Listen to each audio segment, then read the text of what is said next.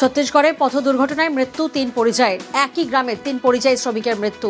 পিংলা থেকে ছত্তিশগড়ে ফুলের কাজে ৩ জন যান, আর তারপরেই মৃত্যু ৩ পরিযায়ী। দিগ্বিজয় প্রতিনিধি আমাদের সঙ্গে রয়েছেন।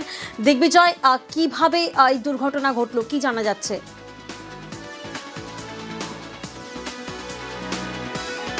দেখো, কয়েকদিন আগেই পশ্চিম মেদিনীপুর জেলার পিংলার একই গ্রামের কয়েকজন যুবক তারা ফুলের কাজে ছত্তিশগড়ের রায়পুরে গিয়েছিল এবং সেখান থেকে তারা বিভিন্ন জায়গায় কাজ করছিল, ফুলের কাজ।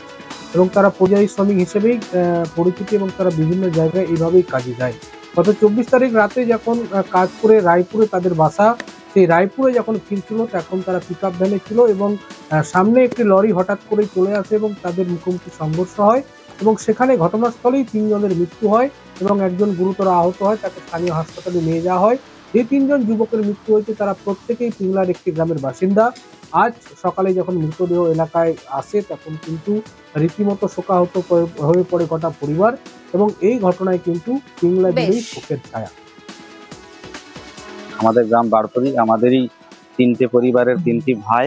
ওনারা কাজে গিয়েছিলেন কর্মসূত্রে, কুলারও বা হাতি গাড়িতে, মানে ফুলের কাজ করেন। ওনারা কাজ সেরে যেখানে বাসা সেখানে পৌঁছানোর সময় দুর্ঘটনা ঘটে।